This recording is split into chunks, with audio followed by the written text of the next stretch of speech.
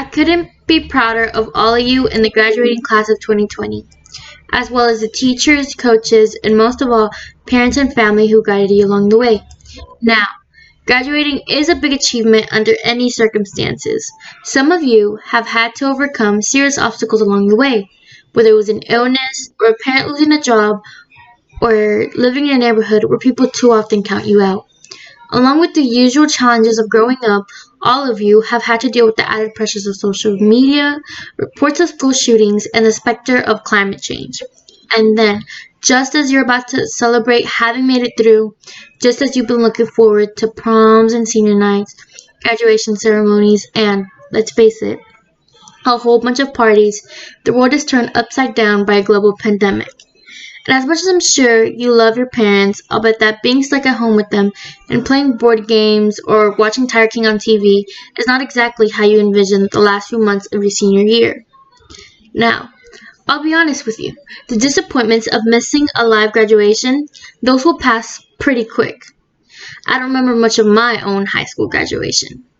I know that not having to sit there and listen to a commencement speaker isn't all bad. Mine usually go on way too long.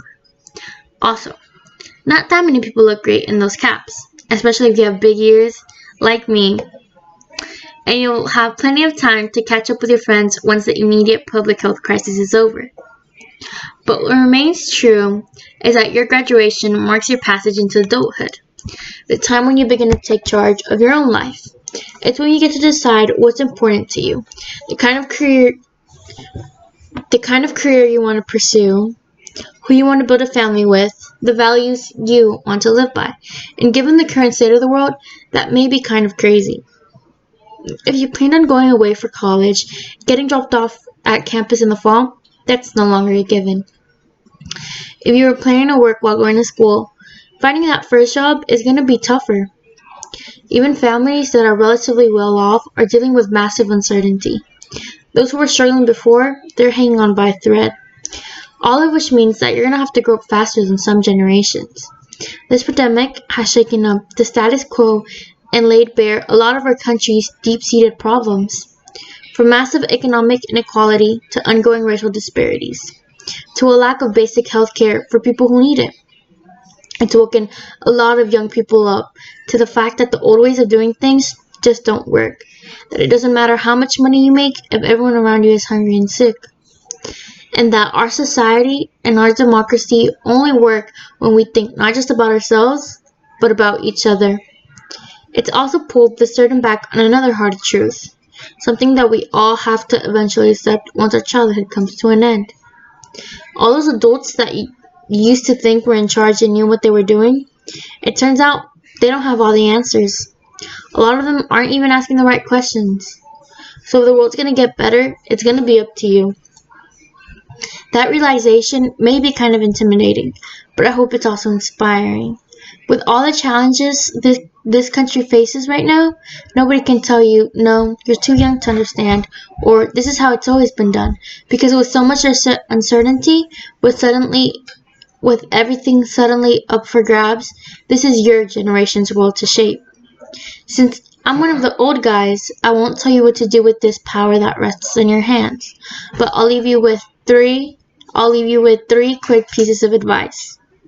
First, don't be afraid. America's gone through tough times before. Slavery, Civil War, famine, disease, the Great Depression, and 9/11.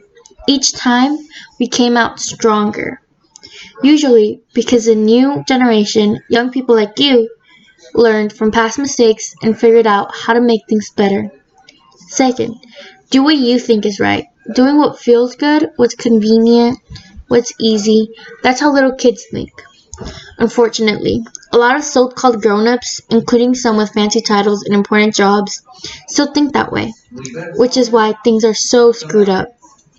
I hope that instead, you decide to ground yourself in values that last, like honesty, hard work, responsibility, fairness, generosity, and respect for others. You won't get it right every time. You'll make mistakes, like we all do. But if you listen to the truth that's inside yourself, even when it's hard, even when it's inconvenient, people will notice.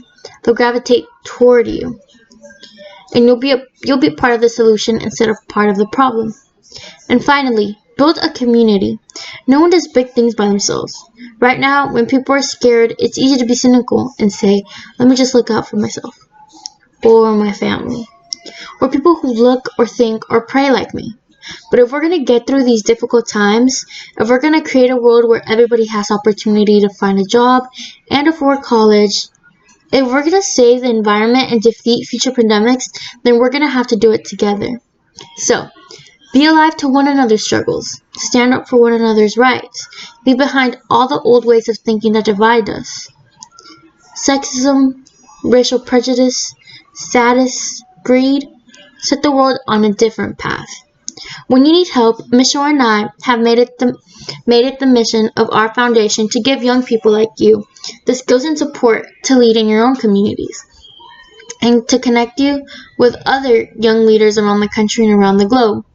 But the truth is, you don't need us to tell you what to do, because in so many ways, you've already started to lead. Congratulations, class of 2020. Keep making us proud.